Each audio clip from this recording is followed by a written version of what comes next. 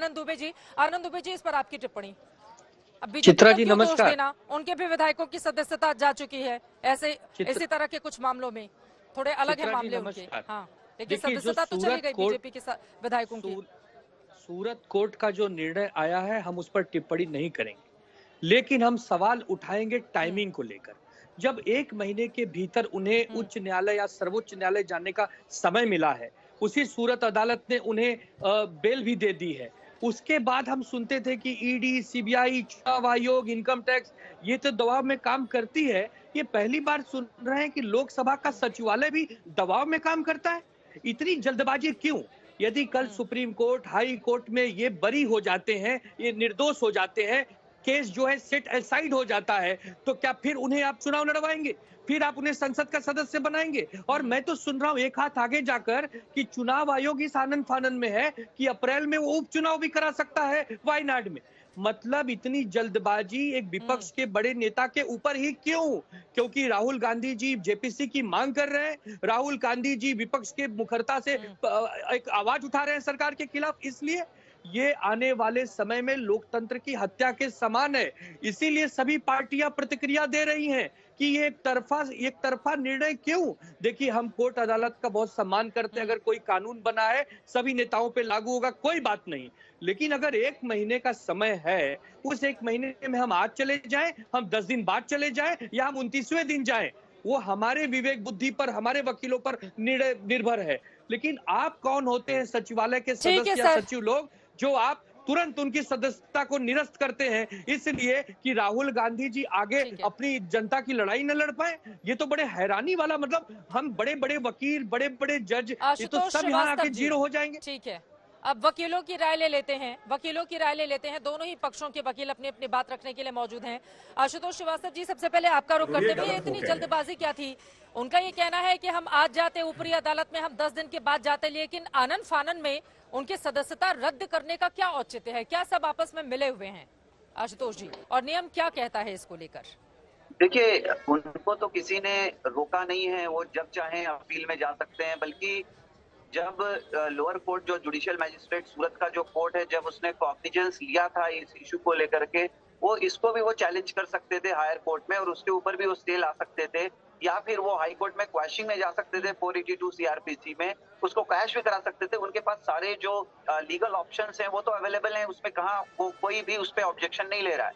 अब जहां तक कन्विक्शन की बात है तो ये बहुत ही क्लियर है, ये जो सेक्शन 8 और उसका सब सेक्शन 3 है जो रिप्रेजेंटेशन ऑफ पीपल्स एक्ट में, उसमें ये क्लियरली मेंशन्ड है कि अगर कोई भी 2 साल या उसके ऊपर की अगर सजा होती है, चाहे वो मेंबर ऑफ पार्लियामेंट हो, एमएलए हो या एमएलसी हो, तो उस केस में जो है उसकी कैंडिडेचर को जो है वो कैंसिल कर दिया जाएगा, वो डिस्क्वालीफाई हो जाएगा।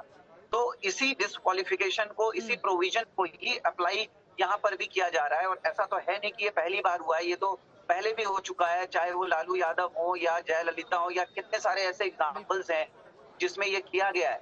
जब सुप्रीम कोर्ट ने lily Thomas versus union of India में जब ये जजमेंट दिया था 2013 में, तो उसको बहुत ही क्लैरिफाई कर दिया था सुप्रीम कोर्ट ने कि ऐसे मामलों में बहुत ही स्ट्रिक्टली जो है जाना है। और इस तरह से अगर कोई कन्विक्ट होता है, ये तो कन्विक्शन तो कोई ऐसा नहीं कि सिर्फ आरोप लगा दिया गया, कन्विक्शन का तो मतलब है कि कोर्ट ने सारे प्रोसेस को फॉलो कर लिया, पूरा ट्रायल कंक्लूड कर लिया, सारे विटनेसेस को देख लिए, और उसके बाद वो कोर्ट इस नतीजे पे पहुंचा कि इसमें क्राइम हुआ है।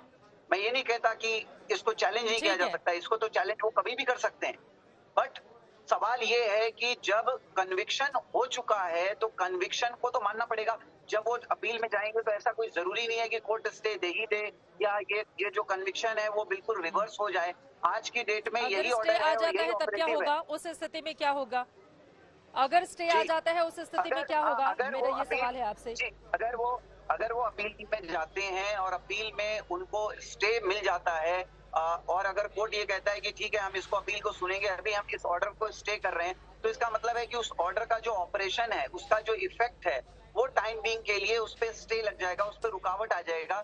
तो उनको उस केस में कन्विक्टेड इमीडिएट बेसिस पे नहीं माना जा सकता है, तो उस बेस पे उनको थोड़ा वक्त मिल सकता है। उसमें वो जब तक जो उनका अपील है वो जब तक डिसाइड ना हो जाए। सुमित चंद्र जी, सीधे आपके पास आते हुए, ठीक है सब आपकी बात समझ में आ गई, उनसे जरा बातचीत कर लेते हैं।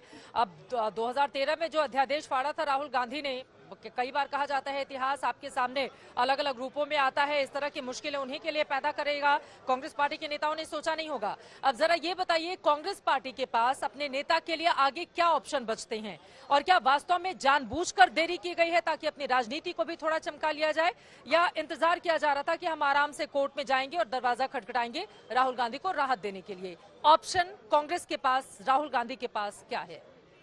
चित्रा जी, ऑप्शन जानने से पहले ये समझना, और मैं आपके माध्यम के थ्रू जनता को बताना चाहूंगा, देखिए जो पनिशमेंट, जो इम्प्रिजनमेंट हुआ है, जो ऑर्डर आया है, वो सेक्शन 500 के ऊपर आया है, जो पनिशमेंट फॉर डेफेमेशन। अगर आप देखा जाए तो वो सेक्शन खुद कहता है कि जो भी इम्प्रिजनमेंट अगर हुआ तो it may extend to 2 years, मतलब 2 साल से कम की सजा भी हो सकती है। तो जरूर जज के माइंड में कुछ गया होगा कि जज ने ना ही वो ऑप्शन लिया विदाउट लेस देन 2 years, ना ही उसने वो ऑप्शन लिया फॉर फाइन, उन्होंने डिसाइड कर लिया एग्जैक्टली 2 years, जबकि सेक्शन 8 आरपी एक्ट क्लियरली कहता है 2 साल या उससे कम। वो कम वाला ऑप्शन क्यों नहीं जज ने लिया वो देखना पड़ेगा, क्योंकि वो फैक्ट्स एंड सर्कमस्टांसेस पे निर्भर होता है। ये केस जो ऑर्डर हुआ है, वो ऑर्डर देखने के बाद और भी चीजें पता चलेगी, बट सबसे जरूरी चीज ये है देखने की, जो अगर बाई चांस इसमें हो भी जाता है तो सेक्शन 8 एक आपको प्रोविजन भी देता है, जिसमें वो एक्सेप्शन ये है कि अगर कोई मेंबर ऑफ पार्लियामेंट है 3 महीने तक फ्रॉम दैट डेट उसको नहीं हटाया जाएगा।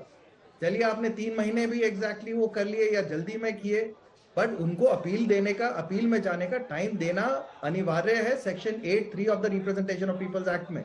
ये काफी सारे इश्यूज हैं जो अब आगे देखे जाएंगे ऑर्डर देखने के बाद एंड उसको अपील करने के बाद।